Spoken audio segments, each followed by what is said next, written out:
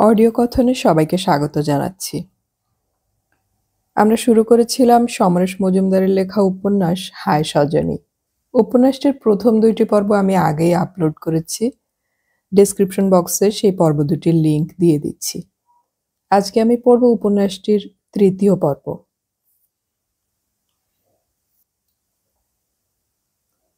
পরীক্ষা শেষ হওয়ার আগেই কুচবিহার থেকে বাবার চিঠি এলো। তোমার পরীক্ষা শেষ হলে রেজাল্ট বের না হওয়া পর্যন্ত কলকাতায় থাকার আবশ্যকতা আছে বলে আমার মনে হয় না। এমএ পাশ করার পর তোমার কি করার ইচ্ছা তা নিয়ে আলোচনা করার প্রয়োজন আছে? আজ তোমাকে এই মাসের টাকার সঙ্গে কুচবিহারে আসার ট্রেনের ভাড়া পাঠালাম। পাওয়া মাত্র ট্রেনের টিকিট নিয়ে নিও। আশীর্বাদক, তোমার বাবা। যাহ! অমিত ভেবেছিল পরীক্ষার পরে সে দীঘায় বেড়াতে যাবে। দীঘাতে তার সহপাঠী রবীন্দ্রনাথের বাড়ি আছে। অবশ্য সেখানে ওর মা বাবা থাকেন না, তারা থাকেন তমলুকে। রবীন্দ্রনাথ বারবার করে বলেছে দীঘার বাড়িতে যে কাজের লোক আছে সে রান্না করে দেবে। বারান্দায় বসেই সমুদ্রের ঢেউ দেখা যাবে। এখনো কোনোদিন স্বচক্ষে সমুদ্র দেখেনি অমিত, তাই খুব ভালো লেগেছিল প্রস্তাবটা। কিন্তু বাবার এই চিঠির পরে সমুদ্র দেখার ইচ্ছে বাতিল করতে হলো। যেদিন পরীক্ষা শেষ হলো সেই বিকেলে বেয়ারা এসে জানালো একজন দিদিমণি তার সঙ্গে দেখা করতে এসেছেন। বাইরে বেরিয়ে অবাক হলো অমিত। গাড়ির সামনে দাঁড়িয়ে আছেন মাসিমণি, মুখে মিষ্টি হাসি। জিজ্ঞাসা করলেন, পরীক্ষা কেমন হলো? ভালোই, আপনারা কেমন আছেন? খুব চাপে আছি বাবা, আগে এটা ধরো। হাত বাড়িয়ে একটা খাম এগিয়ে দিলেন ভদ্রমহিলা। তোমার সুপারিশে মৃণালের বিয়ে স্থির হয়েছে। সামনের সপ্তাহেই বিয়ে। ছেলের মায়ের ওকে দেখে এত পছন্দ হয়ে গেল যে একটুও দেরি করতে চাইলেন না। তোমার হোস্টেলের কাছাকাছি বিয়ে বাড়ি নেওয়া হয়েছে, তোমাকে তো আসতেই হবে, মাসিমণি বললেন। তারিখটা দেখলো অমিত। ওই সময় তার কুচবিহারে থাকার কথা। বিয়ে উপলক্ষে কলকাতায় আসতে হলে অনেক কৈফিয়ত দিতে হবে। এই ১ মাস হোস্টেলের মিল অফ করে গেলে অনেক পয়সা বাঁচবে। ভদ্রমহিলাকে এ কথা সে বলবে কি করে? সে মাথা নাড়ল। চেষ্টা করব, খুব চেষ্টা করব। মানে, এ কি বলছো তুমি? মাসিমণি খুব অবাক হলেন। আসলে আমার তো পরীক্ষা শেষ হয়ে গেল, আগামীকাল আমি কুচবিহারে বাবা মায়ের কাছে চলে যাচ্ছি। রেজাল্ট বের হওয়ার আগেই ফিরে আসার কথা। বিয়েটা তো তার মধ্যেই হয়ে যাচ্ছে, তাই। বলতে বলতে থেমে গেল অমিত। মুখের ওপর না বলতে সংকোচ হচ্ছিল। সে কি, তুমি বিয়েতে থাকবে না তা হয় নাকি?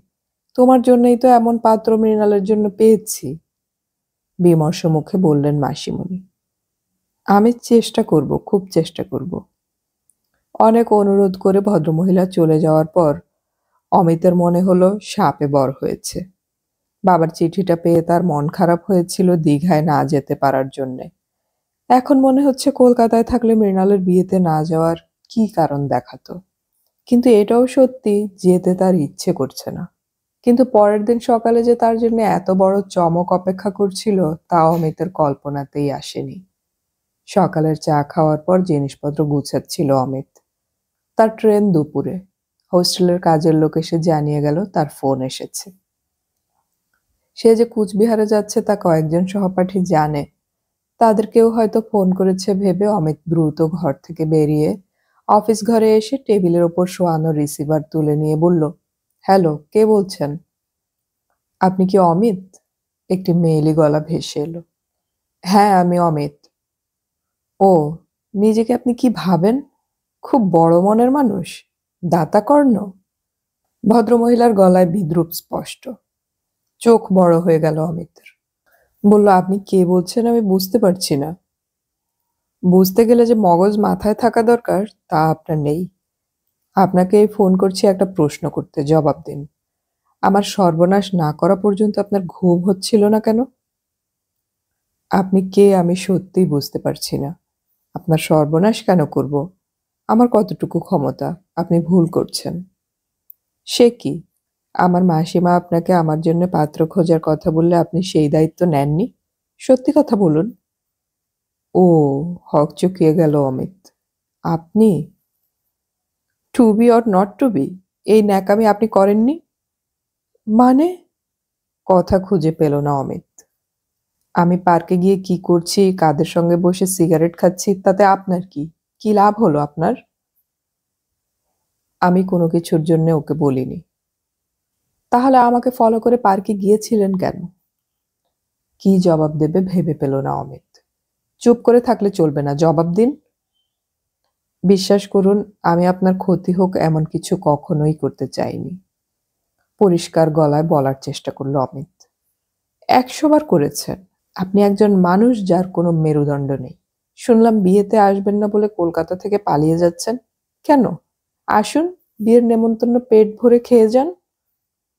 কথাগুলো বলেই ফোন রেখে দিল মৃণাল। পাথরের মতো কয়েক সেকেন্ড দাঁড়িয়ে থাকলো অমিত। আজ মৃণাল যেসব কথা বলল তার পেছনে যে কারণটা সে আন্দাজ করছে তা এতকাল বুঝতে পারেনি কেন? বড় ঢোক গিলল অমিত। কোচবিহারে বাড়িতে এসে প্রথম দিকে মা বাবা ভাইয়ের সঙ্গে এবং ছেলেবেলার বন্ধুদের সঙ্গ পেয়ে সে ভালোই ছিল, কিন্তু মৃণালের বিয়ের তারিখটা কিছুতেই ভুলতে পারছিল না। যেদিন কলকাতায় মৃণালের বিয়ে সেদিন শরীরে উত্তাপ এলো। জ্বর হয়েছে বলে বিছানায় শুয়ে রইল অমিত। কিন্তু দুপুরবেলায় মনে হলো হলিউড বা বলিউডের বিখ্যাত সুন্দরী তারকাদের দেখলে মন মোহিত হয়।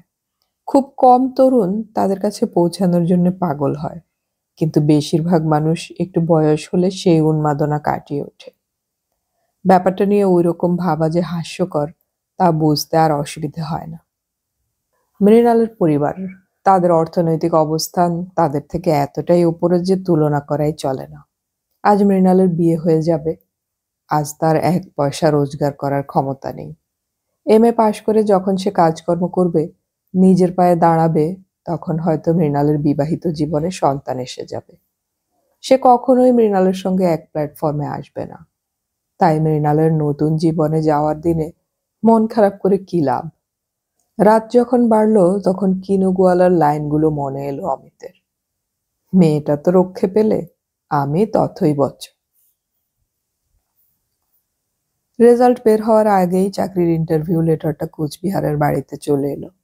কেন্দ্রীয় সরকারের চাকরি, ইন্সপেক্টরের পদ। চিঠিটা দেখে বাবা বললেন, মাইনেটা খারাপ নয়, কিন্তু তোমাকে প্রশ্ন করব, এমএ পড়লে কেন?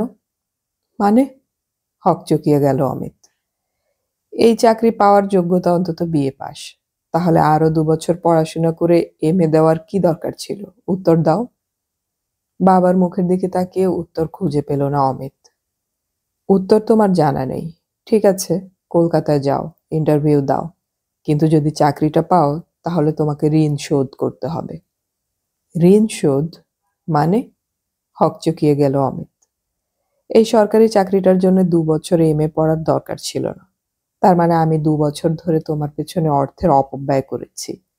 তোমার একটি ভাই আছে, তার পড়াশোনা চলছে। আমি তাকে বঞ্চিত করতে পারি না। তাই এমএ পড়ার জন্য যে টাকা খরচ হয়েছে তা চাকরি পেয়ে আমাকে ফেরত দেবে। সেই জন্য আমি তোমাকে ৪ বছর সময় দিচ্ছি। তুমি দেখো কলকাতায় গিয়ে ইন্টারভিউ ভালো দিয়ে চাকরিটা পাও কিনা। গম্ভীর মুখে বাবা কথাগুলো বললেন। যদি এই চাকরি না পাই? তোমার দুর্ভাগ্য। তবে যদি এমএ পাশ করার পর এমন কোনো চাকরি পাও যার জন্য এমএ ডিগ্রির যোগ্যতা দরকার হয়, তাহলে তোমার কাছ থেকে আমি কোনো টাকা ফেরত নেব না। বাবা সামনে থেকে সরে গেলেন। কি করবে বুঝতে পারছিল না অমিত। যা হয় হবে ভেবে কলকাতায় ফিরে এলো সে। হোস্টেলের নিয়ম অনুযায়ী এর রেজাল্ট বের হওয়ার ৭ দিনের মধ্যে হোস্টেল ছেড়ে দিতে হয়। এই সমস্যায় যাতে পড়তে না হয় তাই অনেক ছাত্র শেষ বছরে এসে আইন ক্লাসে ভর্তি হয়ে যায়। ফলে ক্লাস করুক বা না করুক আরো ২ বছর হোস্টেলের সিট হাতছাড়া হয়ে যায় না। অমিত সেটা করেনি অথবা করতে পারেনি। এর অন্যতম কারণ হলো আইন ক্লাসে ভর্তি হতে হলে যত টাকা দরকার তা অমিতের ছিল না। তাছাড়া সে যখন ল পড়বে না, ওকালতি করার বিন্দুমাত্র বাসনা তার ছিল না, তাই রেজাল্ট বের হলেই তাকে হোস্টেল ছেড়ে অন্য জায়গায় চলে যেতে হবে। কিন্তু তার রুমমেট ল ক্লাসে ভর্তি হয়ে গেছে। তার গেস্ট হিসেবে সে অন্তত মাসখানেক হোস্টেলে থাকতে পারে। তারপরেই কলকাতায় থাকার জন্যে অন্য একটা জায়গা খুঁজে বের করতে হবে। ব্যাপারটা যে কি করে সম্ভব হবে তা তার মাথায় ঢুকছে না। মাত্র 10 নম্বরের জন্য এমএতে প্রথম শ্রেণী না পেলেও চাকরির ইন্টারভিউটা ভালোই হয়েছে। চাকরিতে প্রথম মাসে যে মাইনে পাবে তাতে একজন মানুষের আরামসে চলে যাবে এবং তা কলেজের অধ্যাপনার মাইনের চেয়ে খুব কম নয়। যদিও পরের দিকে অধ্যাপকদের মাইনে অনেক বেশি হয়ে যাবে, কিন্তু পড়ে পাওয়া 14 আনা কথাটা মেনে চাকরিতে ঢুকে পড়ল অমিত। প্রথম মাসের মাইনের টাকার 1/3 বাবাকে দিতে হবে বলে ব্যাংকে জমা রেখে সে আর্মহার্স্ট স্ট্রিটের একটা মেস বাড়িতে চলে এলো। খবরটা পেয়ে বাবা খুব দুঃখ পেলেন। মা চিঠিতে জানালেন, চেষ্টা করো যদি তুমি অধ্যাপনার চাকরি পেতে পারো। তোমার বাবার ইচ্ছে ছিল তোমাকে অধ্যাপক হিসেবে দেখতে পাওয়া।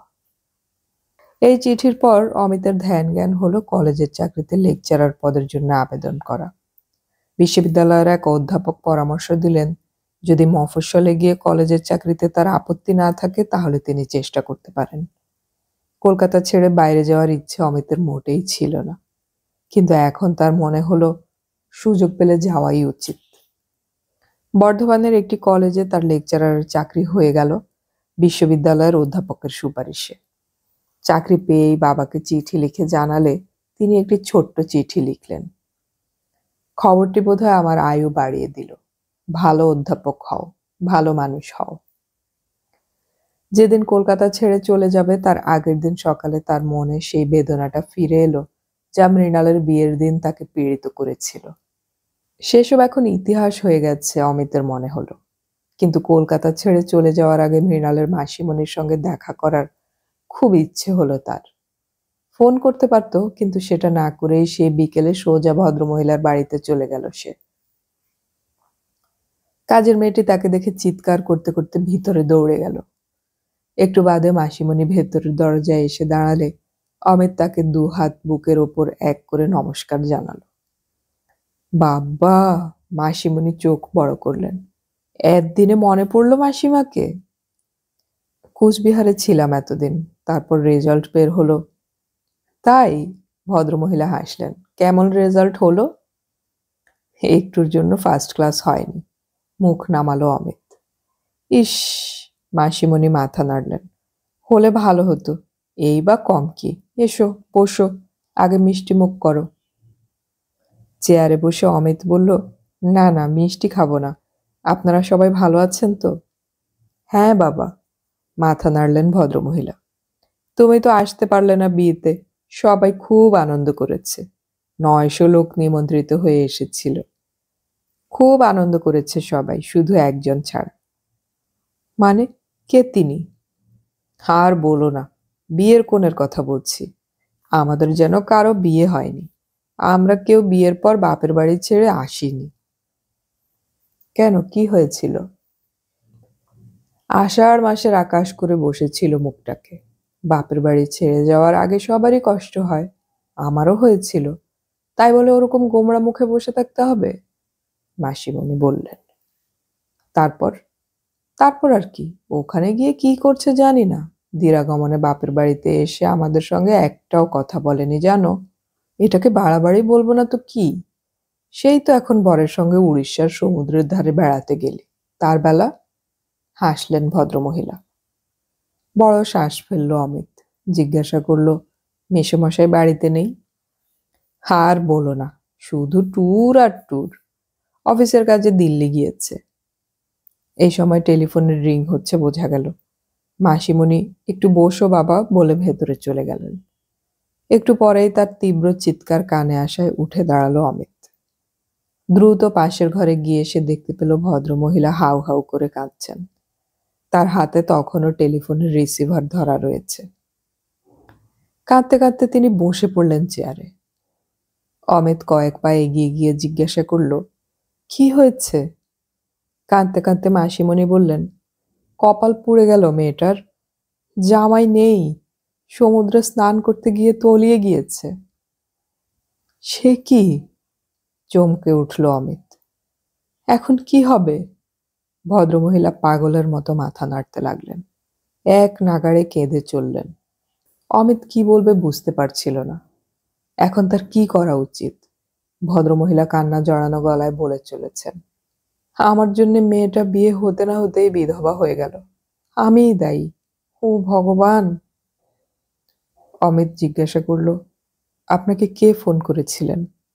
জামাইবাবু। ওরা গোপালপুরে রওনা হয়ে গিয়েছে। কি হয়েছিল কিছু শুনলেন? সাঁতার কাটতে গিয়ে স্রোতের টানে জামাই ভেসে গিয়েছে। কথার মধ্যেই ফোন বেজে উঠল। কান্না গিলতে গিলতে মাসিমা ফোন তুললেন। হ্যালো দিদি, এ কি হলো রে? কিছুক্ষণ কান্না চলল।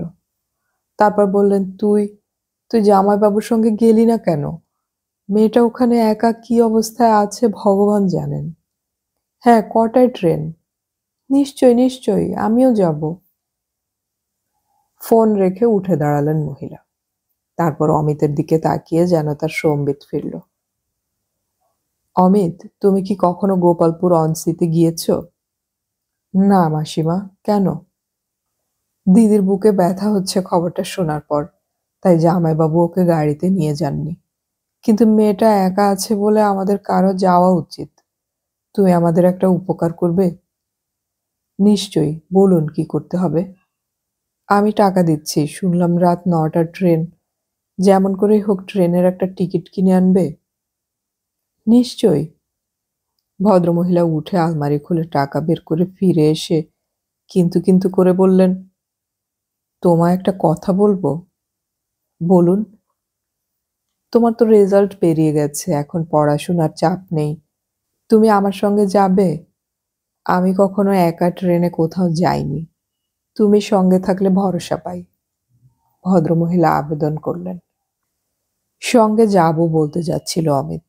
এখানে এসে আকস্মিকভাবে মেয়েটার বিধবা হওয়ার খবর পেয়ে এসে কি করবে বুঝতে পারছিল না। মাসিমার সঙ্গে গেলে নিশ্চয়ই একটা বড় উপকার করা হবে। কিন্তু হ্যাঁ বলতে যাওয়ার সময় তার মনে পড়ে গেল কাল সকালে তাকে বর্ধমানে যেতে হবে। কাল সকাল 10টায় চাকরিতে জয়েন করার নির্দেশ এসেছে। সে যদি গোপালপুরে মাসিমার সঙ্গে যায় তাহলে ফিরে এসে চাকরিটা পাওয়া যাবে কিনা সন্দেহ আছে। না পেলে কি জবাব দেবে সে বাবাকে? নিজের ভবিষ্যৎ আবার অস্পষ্ট হয়ে যাবে। কিন্তু কিন্তু করে সে কথাটা বলল মাসিমাকে। তিনি বড় চোখে তাকালেন। তারপর বললেন, এই হলো প্রকৃতির নিয়ম। এক পার ভাঙে তো অন্য পার গড়ে। ঠিক আছে, আমি এক কাজ করি। 2 সেকেন্ড ভাবলেন ভদ্রমহিলা। আমি বরং দিদির বাড়িতে যাই। দিদি এখন একা আছে, খুব ভেঙে পড়েছে। আমার ওর সঙ্গেই থাকা উচিত। হুটহাট করে একা বেরিয়ে পড়ে যদি বিপদে পড়ি তাহলে এই অবস্থায় সবাই দুর্ভোগে পড়বে। চোখের জল মুছলেন মাসিমণি। যাও বাবা, সাবধানে যাও। আঁচলে মুখ চাপা দিলেন তিনি। কথা খুঁজে না পেয়ে মাথা নিচু করে বেরিয়ে এলো অমিত। বাড়ির বাইরে এসে তার খুব মন খারাপ লাগছিল। মৃণালের বিয়ের কিছুদিনের মধ্যেই ওর বর মারা গেল। সাঁতার যারা জানে তারাও সমুদ্রে সাঁতার কাটতে চায় না। নতুন বউয়ের সামনে কৃতিত্ব না দেখালেই কি চলছিল না লোকটার? অমিতের খুব ইচ্ছে হচ্ছিল এক ছুটে সমুদ্রের ধারে চলে গিয়ে মৃণালকে বলে, ভেঙে পড়ো না, শক্ত হও। জীবন তো এখানেই শেষ নয়, জীবন অবাধ। কিন্তু এই ইচ্ছে পূর্ণ করা সম্ভব নয়। তাকে কাল সকালে চাকরির জন্য কলেজে পৌঁছাতেই হবে। না গেলে বাবাকে কি কৈফিয়ত দেবে সে? একদিন সে বাস স্টপে যে মেয়েটির সঙ্গে মাত্র একবার কথা বলার চেষ্টা করেছিল, কোনো একদিন তার স্বামী সমুদ্রে ডুবে গিয়েছে শুনে চাকরি ছেড়ে দিয়ে সমুদ্রে চলে গিয়েছিল। শুনে বাবা কি বলবে? হয়তো সারা জীবনে আর মুখ দেখবে না। কিন্তু তাকে দেখলে কি মৃণাল কান্না মুছে তাকাতো? কিন্তু এমন হতেই পারে সে পৌঁছানোর আগেই মৃণালের আত্মীয় স্বজন পৌঁছে গেছে এবং তাদের ভিড় সরিয়ে সে মৃণালের কাছে পৌঁছাতেই পারবে না। সেই ক্ষেত্রে এই যাওয়াই বিফলে যাবে। তবু মেয়েটার জন্য অমিতের খুব মন খারাপ লাগছিল। বাঙালি মেয়ে বিয়ের কদিনের মধ্যে যদি বিধবা হয়ে যায় তাহলে তার ভাগ্য কি সুখের হয়? বর্ধমান থেকে 25 কিলোমিটার দূরের কলেজে পৌঁছে প্রিন্সিপালের সঙ্গে দেখা করতেই তিনি বললেন, আসুন ভাই, বসুন। এর আগে কখনো ছাত্র পড়িয়েছেন, স্কুলে বা প্রাইভেটে? মাথা নেড়ে সত্যি কথা বলল অমিত, না। হেসে ফেললেন ভদ্রলোক। এরকম প্রশ্ন শুনলে জয়েন করতে এসে ক্যান্ডিডেট অনেক বড় বড় কথা বলে। আপনি সেই পথে হাঁটেননি শুনে খুশি হলাম। আপনি কি বর্ধমান শহর থেকে রোজ যাতায়াত করবেন? এখানে থাকার ব্যবস্থা না থাকলে তাই করব, অমিত বলল। ব্যবস্থা আছে। স্কুলের কাছেই এক ভদ্রলোক তার বাড়িতে পেইং গেস্ট রাখেন। আগের মাস্টার মশাইও ওখানে থাকতেন। খুব রিজনেবল চার্জ করেন। তাহলে তো খুব ভালো হয়ে গেল। আমাকে কবে জয়েন করতে হবে? আগামী সোমবারে অসুবিধে হবে? একদম নয়। প্রিন্সিপালের কাছ থেকে পরিচয়পত্র নিয়ে বাড়িওয়ালার সঙ্গে দেখা করে কথা বলে কলেজে ফিরে চাকরির যাবতীয় কাগজপত্র সই করল সে। কলেজের চাকরিতে যোগ দেওয়ার খবর ফোন করে বাবাকে জানালো অমিত। বাবা এখন অফিসে। শুনে বললেন, খবরটা চিঠি লিখে মাকে জানিও। কলকাতা ফিরে এলো সে বিকেল বিকেল। শিয়ালদা স্টেশনে পা দিয়েই তার মনে হলো এই শহরের মানুষের কাছে সে বাইরের লোক। এখানে থাকার কোনো প্রয়োজন নেই তার। কেউ তার জন্য অপেক্ষা করে নেই। সে ঠিক করলো রবিবার দুপুরেই সে হোস্টেল ছেড়ে স্টেশনে গিয়ে বর্ধমানের ট্রেন ধরবে। শনিবার দুপুরে হোস্টেল ভর্তি থাকে। যে বন্ধুর নামে সে রুম শেয়ার করছে তার কাছে একজন গেস্ট আসায় সে বাইরে বেরিয়ে এলো। রাস্তার দিকে তাকিয়ে থাকতে থাকতে তার মনে হলো একদিন নিশ্চয়ই মৃণালকে কলকাতায় ফিরিয়ে নিয়ে এসেছেন ওর আত্মীয়রা। মৃণালকে এখন বিধবাদের মতো জীবনযাপন করছে। পোশাকও সেই রকম। এখন কি আর আগের মতো মেয়েরা বৈধব্য পালন করে? অমিতের খুব ইচ্ছে করছিল মৃণালের সঙ্গে দেখা করতে। মাসিমণির কথা শুনে এই অধ্যাপক ছেলেটির ব্যাপারে খোঁজ নেওয়ার পরে সে স্থির করেছিল বানিয়ে বানিয়ে এমন মিথ্যে বলে যাতে বিয়ে ভেঙে যায়। কিন্তু বলার সময় তার কি যে হলো, সত্যি কথা না বলে পারল না। কিন্তু মৃণালের বাড়িতে গেলেই যে ওর দেখা পাবেই তার তো কোনো নিশ্চয়তা নেই। মাসিমণিকেও বলা যাবে না সে মৃণালের সঙ্গে দেখা করতে চায়। কেন চায় তা সে বোঝাতেই পারবে না। কি করবে বুঝতে পারছিল না অমিত। তবু বাস ধরে সে সোজা চলে গেল মৃণালের মাসিমার বাড়িতে। দরজা খুলল সেই কাজের মেয়েটি। তাকে দেখে মাথা নেড়ে বলল, মা তো বাড়িতে নেই, উনি ওর দিদির বাড়িতে গিয়েছেন। আপনার কাছে কি ওর কোনো ফোন নাম্বার আছে? না থাকলে দিতে পারি, কথা বলে নিতে পারেন আপনি। মাথা নাড়ল অমিত। ওর ফোন নাম্বার আমার কাছে আছে। আচ্ছা, মৃণালকে নিয়ে ওরা নিশ্চয়ই ফিরে এসেছেন। তুমি কিছু জানো? হ্যাঁ, ফিরে এসেছেন। মৃণাল কি শ্বশুর বাড়িতে গিয়েছে না বাবা মায়ের কাছে আছে? দিদি বাপের বাড়িতেই আছে। ঠিক আছে, বলে রাস্তায় বেরিয়ে এলো অমিত। শেষ পর্যন্ত ফোন করবে বলে ঠিক করলো সে। শোকের বাড়িতে গেলে কথা খুঁজে পাওয়া বেশিরভাগ ক্ষেত্রেই সম্ভব হয় না।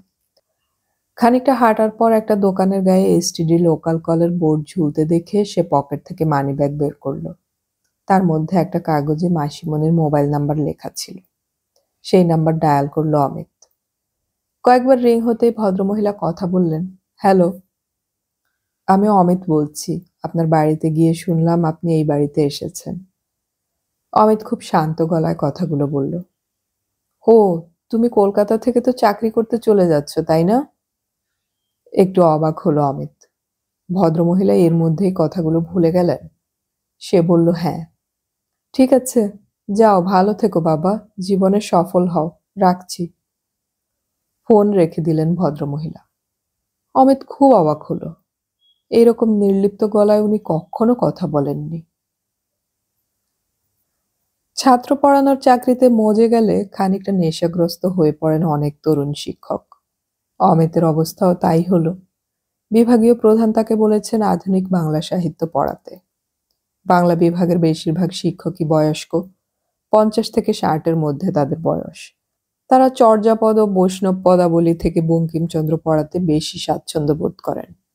আধুনিক বাংলা সাহিত্য শুরু হয় কুমুদরঞ্জন মল্লিক এবং তৎকালীন লেখকদের ছুঁয়ে রবীন্দ্রনাথ হয়ে শরৎচন্দ্রের নির্বাচিত কিছু রচনায়। রবীন্দ্রনাথের উপন্যাস, প্রবন্ধ, ছোট গল্প অনার্স ক্লাসে পড়ানো হয়।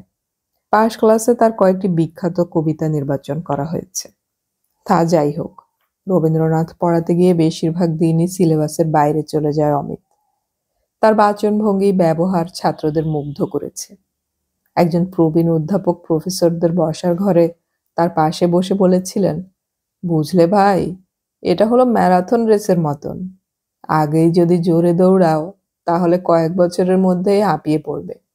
তখন ক্লাস করবে চাকরি বাঁচাতে। ছাত্ররা তোমার কাছ থেকে অতিরিক্ত কিছু পাবে না। তাহলে কি করা উচিত? যা জানো তার সবটাই বিলোতে যেও না। ধীরে ধীরে এগোও। মনে রেখো, তোমাকে 60 বছর বয়স পর্যন্ত চাকরি করতে হবে। প্রতি বছর নতুন ছাত্রদের মুখোমুখি হবে। ওদের যখন শেখাবে, যদি দেখো তুমি নিজেও কিছু শিখছো, পুরনো ধারণাগুলো বদল হচ্ছে, তখন তুমিই লাভবান হবে। খুব আন্তরিক গলায় বলেছিলেন ভদ্রলোক। টিভিতে ম্যারাথন দৌড় দেখেছিল সে। 30-25 জন প্রতিদ্বন্দ্বী শুরুতে প্রায় একসঙ্গে দৌড় শুরু করলো। 26 মাইল দৌড়তে হবে তাদের। সেই দৌড়ের সময় অনেকেই থেমে যায়, অনেকেই পিছিয়ে পড়ে, কিন্তু দূরত্ব যত কমে আসে তত পরিবর্তনটা চোখে পড়ে। শরীরে সঞ্চয় করা শক্তি তখন উজাড় করে দেন প্রতিযোগীরা। বোঝাই যায় না তারা 26 মাইল দৌড়ে এসেছেন। অমিতের মনে হলো শিক্ষকতা ওই ধরনের এক দৌড়। সেই দৌড়ে সে সবে যোগ দিয়েছে। আর এই সময়ে সে যেন কলকাতাকে ভুলেই গেল।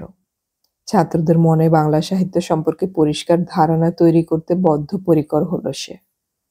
3 বছর পরে সে বিশ্ববিদ্যালয়ের সে অধ্যাপকের চিঠি পেল। মাত্র 2টো কথা লেখা ছিল তাতে। দেখা করো। 2 দিন ছুটি পেয়ে শিয়ালদায় ট্রেন থেকে নেমে একটু ফাঁপড়ে পড়ল সে। কোথায় উঠবে? হোস্টেলে যেতে হলে সেই বন্ধুর খোঁজ নিতে হবে, যা এখন পছন্দ হলো না। মির্জাপুর স্ট্রিটের একটি সাধারণ হোটেলে উঠে বেশ স্বস্তি পেল অমিত। বহুদিন হোটেলে বা পেইং গেস্ট থাকার অভ্যেস কাজে লাগলো। তক্তাপোশের ওপর পাতা পাতলা তোষকের বিছানায় টান টান হয়ে এসে জানালার বাইরের আকাশ দেখল। কলকাতা আর বর্ধমানের আকাশের মধ্যে তেমন কোনো ফারাক নেই। ভেসে আসা শব্দের পার্থক্য আছে। দিনের বেলায় কলকাতা শান্ত হতে জানে না। 3টে নাগাদ হোটেল থেকে বেরিয়ে বাস ধরে সে ভবানীপুরে চলে এলো। অধ্যাপকই দরজা খুললেন। হো, তুমি? এসো, বসো। কবে এলে? আজই। আপনি কেমন আছেন? চেয়ারে বসে জিজ্ঞাসা করলো অমিত। আছি। উল্টো দিকের চেয়ারে বসে ভদ্রলোক কিছুক্ষণ তাকিয়ে থেকে হেসে বললেন, মনে হচ্ছে তোমার শরীরের কিছুটা পরিবর্তন হয়েছে। একটা কথা অল্প বয়স থেকে শুনে আসছি, যারা বাংলা নিয়ে পড়াশোনা করে বা পড়ায় তারা শরীর চর্চা করে না। তোমার ক্ষেত্রেও কি কথাটা প্রযোজ্য? অমিত হাসলো, মুখ নামালো, কিছু বলল না। মফস্বল শহরে বাংলা পড়াতে কেমন লাগছে? প্রথম প্রথম অসুবিধে হচ্ছিল, এখন মানিয়ে নিয়েছি। শোনো, তোমার কি গবেষণা করার বাসনা রয়েছে? ব্যাপারটা বেশ কিছুদিন মনে আসছে এবং যাচ্ছে। সে মাথা নেড়ে হ্যাঁ বলল। বাহ, বিষয়? অধ্যাপক প্রশ্ন করলেন। রবীন্দ্রনাথের না বলা বাণী। চোখ বড় হয়ে গেল অধ্যাপকের। তারপর বললেন, এমন বিষয় তোমার মনে এলো কি করে? আমি খুব অবাক হচ্ছি অমিত। রবীন্দ্রনাথ তো নিজেই লিখে গিয়েছেন। এর জন্য তো কঠিন পরিশ্রম করতে হবে তোমাকে। অনেক বই থেকে তথ্য সংগ্রহ করতে হবে। বর্ধমান শহর থেকে অত দূরের ছোট্ট শহরে বসে সেই সাহায্য কি করে পাবে? আচ্ছা, এটি ছাড়া অন্য কোনো বিষয় ভেবেছ? না, তার দুয়ারে ভিক্ষা করতে যাওয়া ছাড়া আমাদের তো অন্য কোনো পথ নেই। হাসলেন অধ্যাপক। তারপর বললেন, দেখো, ভেবে দেখো। তবে এই গবেষণা তো কল্পনার ডানায় ভেসে করা সম্ভব নয়। তথ্য সংগ্রহ করতে তোমাকে হয় কলকাতায় নয় শান্তিনিকেতনে এসে থাকতে হবে। আসতে চাও? ছাত্র পড়ানো ছাড়া অন্য কোথাও জীবিকার কথা তো আমার জানা নেই। বছর 3 স্কুলে পড়াও। শান্তিনিকেতনের 15 মিনিটের মধ্যে একটি হায়ার সেকেন্ডারি স্কুলে পার্ট টাইম বাংলার টিচার প্রয়োজন। পার্ট টাইম, কিন্তু ওই চাকরি বছর 2 বা তার বেশি থাকতে পারে। এখনই তোমাকে কিছু বলতে হবে না। ফিরে গিয়ে ভাবনা চিন্তা করে আমাকে জানিও। তুমি কি খাবে, চা না কফি? অধ্যাপক জিজ্ঞাসা করা মাত্র উঠে দাঁড়ালো অমিত। তারপর ঝোলা ব্যাগ থেকে ভাঁজ করা কয়েকটা ফুলস্কেপ কাগজ বের করে সামনের টেবিলের ওপর রেখে বলল, বাংলা পড়েছি বলে কুজোর চিত হয়ে শোয়ার রোগটা ধরেছে। যদি দয়া করে চোখ বোলান স্যার। এটি আমার 8 নম্বর গল্প। আগেরগুলো ভয়ে ভয়ে কাউকে দেইনি। আশুতোষ কলেজের কাছাকাছি একটি পাবলিক টেলিফোন বুথ। দেখে ইচ্ছেটা প্রবল হলো। পকেট থেকে পয়সা বের করে সে মাসিমণির ফোনের নাম্বার ডায়াল করলো। এই নম্বরে শেষবার ফোন করেছিল কলকাতা ছাড়ার আগে। পুরুষ কণ্ঠে হ্যালো কানে আসতেই অমিত অনুমান করলো ফোন ধরেছেন মেসোমশাই। সে বলল, আমি অমিত বলছি মেসোমশাই। অমিত? ভদ্রলোক বুঝতে একটু সময় নিলেন। ওহো, তুমি অনেকদিন পরে ফোন করলে, ব্যাপার কি? আমি বর্ধমান জেলার একটা কলেজে এখন পড়াচ্ছি। অনেককাল বাদে আজ কলকাতায় এলাম। আপনারা সবাই কেমন আছেন? অমিত জিজ্ঞাসা করল। আমরা? ওহো, তুমি তো জানো মৃণালের কথা, তাই তো? হ্যাঁ, জানি। তারপর আর কিরকম থাকতে পারি অনুমান করতেই পারো। মাসিমা বাড়িতে আছেন? হ্যাঁ, পাশের ঘরে মৃণালের সঙ্গে গল্প করছে, দাঁড়াও। মিনিট খানেকের মধ্যে মাসিমার গলা শুনতে পেল অমিত। কি খবর? এতদিন পরে মাসিমাকে মনে পড়ল? এখন কোথায়? আজই কলকাতায় এসেছি। কেমন আছো তুমি? আছি, মফস্বল শহরের কলেজে ছাত্র পড়াই, চলে যাচ্ছে দিন। শুধু ছাত্র? কলেজে ছাত্রীরা পড়ে না? না, ওটা ছেলেদের কলেজ। সে কি, এখনো শুধুমাত্র মেয়েদের স্কুল কলেজ আছে বলে জানি। কেবলমাত্র ছেলেদের জন্য কলেজ এখনো এদেশে আছে? যাকগে, কদিন আছো? কালই চলে যাব। তাহলে কি তোমার দেখা এবার পাচ্ছি না? দেখি, আমার খুব ইচ্ছে আছে দেখা করে যাওয়ার। দেখো, এলে তো বেশ ভালো লাগবে। ফোন রেখে দিলেন। আজ যেন মাসিমা তার সঙ্গে অন্যরকম গলায় কথা বললেন। আগের সেই উত্তাপের স্পর্শ পাওয়া যাচ্ছিল না তার আজকের কথায়। সে ওর সঙ্গে সমুদ্রে যেতে পারেনি বলে কি অসন্তুষ্ট হয়েছেন? তা কেন হবেন? সেদিন তার যে সমস্যা ছিল তা তো তিনি বুঝেছিলেন। তাছাড়া আজ ভদ্রমহিলার কথা বলার ভঙ্গিতে শোকে ভেঙে পড়ার কোনো ইঙ্গিতও সে পায়নি। হয়তো চলে যাওয়ার সময় সেই শোকটাকে অনেক দুর্বল করে দিয়েছে। স্বাভাবিক জীবনে ফিরে আসতে চেষ্টা করছেন উনি। কিন্তু মাসিমা একবারও মৃণালের কথা বললেন না। অথচ তিনি এতক্ষণ পাশের ঘরে মৃণালের সঙ্গে গল্প করছিলেন। মেসোমশাই তো তাই বললেন। অমিত ঠিক করল, ইচ্ছে থাকা সত্ত্বেও সে আজ মাসিমার বাড়িতে যাবে না। অধ্যাপকের উপদেশ মতো আবেদনপত্রের সঙ্গে নিজের বায়োডাটা পাঠিয়েছিল অমিত। তার মাসখানেক পরে সে ইন্টারভিউয়ের চিঠি পেল। কলেজের অধ্যাপনা ছেড়ে দিয়ে স্কুলের শিক্ষকতার আবেদন করার সময়ে মনে কিন্তু কিন্তু ভাব এসেছিল। কিন্তু সেটা দূর হয়ে গেল এক ছাত্রের কথায়। ছাত্রটি এসে তাকে জিজ্ঞাসা করল, আপনি পত্রিকাটি পেয়েছেন স্যার? কোন পত্রিকা? সাহিত্য? না, কি আছে তাতে? ছেলেটি তার ব্যাগ থেকে পত্রিকাটি বের করল। ছেলেটি বলল, বাবা আজ বর্ধমান থেকে কিনে এনেছেন। বেশ অবাক হয়ে পত্রিকাটি হাতে নিল অমিত। কলকাতা থেকে প্রকাশিত বাংলার বিখ্যাত পাক্ষিক পত্রিকাটি সে বিশ্ববিদ্যালয়ে পড়ার সময় নিয়মিত পড়ত। বেশ অবাক হয়ে প্রথম দুটি পাতার পর সূচিপত্রের ওপর চোখ বোলাতে গিয়ে তার শ্বাস প্রায় বন্ধ হয়ে এলো। তার গল্পটি যা সে অধ্যাপককে পড়তে দিয়ে এসেছিল তা এই পত্রিকায় প্রকাশিত হয়েছে। দ্রুত সূচিপত্রে পাতার নম্বর দেখে নিজের গল্পের ইলাস্ট্রেশন দেখল সে। তার নাম বেশ কায়দা করে লিখেছেন শিল্পী। অমিতের আঙুল কাঁপছিল। খুশিতে চোখ বুজে এলো তার। অধ্যাপকের প্রতি কৃতজ্ঞতায় নুইয়ে আসছিল মন। সামনে দাঁড়ানো ছেলেটি বলল, এই গল্প আপনি লিখেছেন তাই না স্যার? নিঃশব্দে মাথা নেড়ে হ্যাঁ বলল অমিত। তারপর বলল, এই পত্রিকা আজ আমি রেখে দিতে পারি? কাল ফেরত নিয়ে যেও। না না, ফেরত দিতে হবে না। গল্প যদি আপনার লেখা হয় তাহলে বাবা বলেছেন আর একটা কপি বর্ধমান থেকে আনিয়ে নেবেন। বাহ, খুব ভালো হলো। ওকে আমার আন্তরিক ধন্যবাদ দিও, খুশি হয়ে বলল অমিত। ছেলেটি চলে গেলে নিজের নাম ছাপার অক্ষরে দেখল অমিত। তারপর গল্পটি পড়তে লাগলো। লাইনগুলো কিরকম অচেনা মনে হচ্ছিল। মাঝে মাঝে সে চোখ ছোট করছিল। কোনো কোনো শব্দ না লিখলেই ভালো হতো। কোনো কোনো লাইন একটু অতিরিক্ত লেখা হয়ে গিয়েছে। গল্পটি পড়া শেষ হলে চুপচাপ বসে থাকলো অমিত। এই পত্রিকা কি মৃণালের হাতে পৌঁছাবে? পৌঁছালেও মৃণাল কি গল্পটি পড়বে? যদি পড়ে তাহলে কি সে বুঝতে পারবে গল্পের নায়িকার ছায়ায় মাখামাখি হয়ে রয়েছে সে? বিখ্যাত সেই লাইনটা মনে এলো, তুমি তো জানিলে না, না জানিলে। তখনই অধ্যাপককে চিঠি লিখে তার কৃতজ্ঞতা জানালো সে, যার উত্তরে অধ্যাপক লিখলেন, তীর ছেড়ে যাত্রা করার সময় লগি দিয়ে জোরে জোরে ঠেলা দিতে হয়। নৌকো চলতে শুরু করার পর সেই লগির তেমন কোনো ভূমিকা থাকে না। নৌকো কেমন চলবে তা মাঝির ওপর নির্ভর করে। বড় কাগজে একবার লেখা ছাপা হলে সামনের বেশ কয়েকটি বন্ধ দরজা একটু একটু করে খুলে যায়।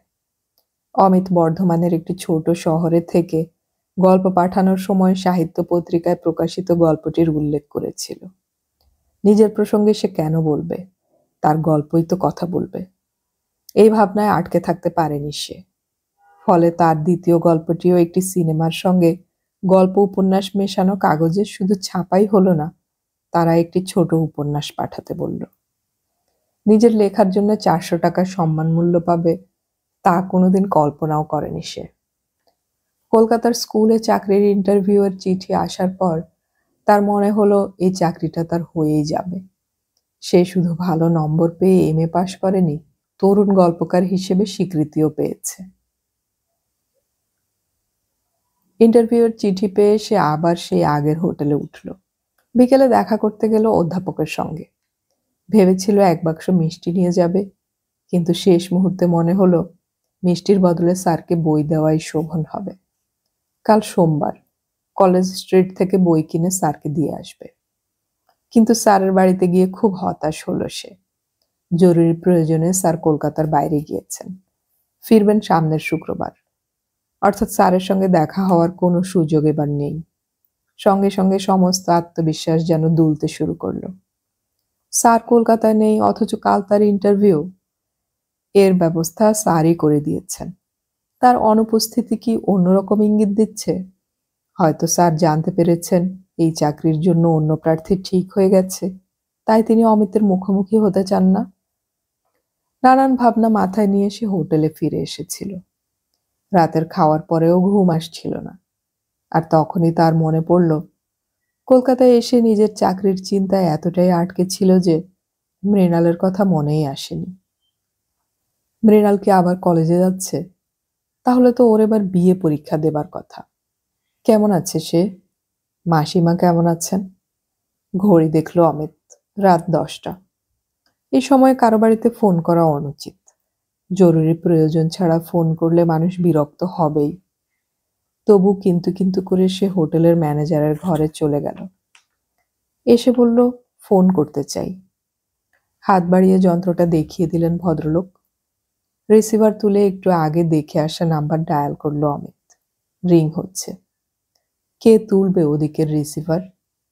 1, 2 করে 10 বার রিং হওয়ার পরেও যখন কেউ ওদিকের রিসিভার তুলল না, তখন লাইন কেটে দিয়ে সে ম্যানেজারের দিকে তাকিয়ে বলল, কেউ রেসপন্স করেনি। ভদ্রলোক হেসে মাথা নাড়লেন, যার অর্থ পয়সা লাগবে না। ঘরে ফিরে এসে শোয়ার পরেও ঘুম আসছিল না।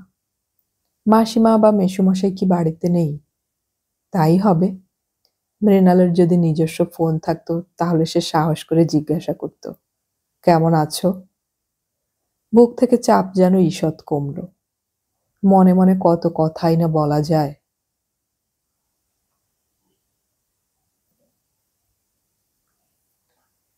এতক্ষণ আমি পড়ে শোনালাম সমরেশ মজুমদারের লেখা উপন্যাস হায় সজনী এর 3য় পর্ব। উপন্যাসটির বাকি 2টি পর্ব আমরা খুব শীঘ্রই আপলোড করার চেষ্টা করব। শোনার আমন্ত্রণ রইল। অডিও কথনে আমাদের গল্প পাঠ ভালো লাগলে চ্যানেলটি সাবস্ক্রাইব করে রাখুন এবং বন্ধুদেরকে শেয়ার করুন। আমাদের গল্প পাঠ আপনাদের কেমন লাগছে তা কমেন্টে অবশ্যই জানাবেন। পরবর্তীতে আমরা যে গল্পটি শুরু করব সে বিষয়ে আপনাদের কোনো পছন্দ থাকলে সেটাও আমাদেরকে জানাতে পারেন কমেন্টে। গল্প পড়ি, গল্প শুনি, বাংলা গল্প ছড়িয়ে পড়ুক সবখানে।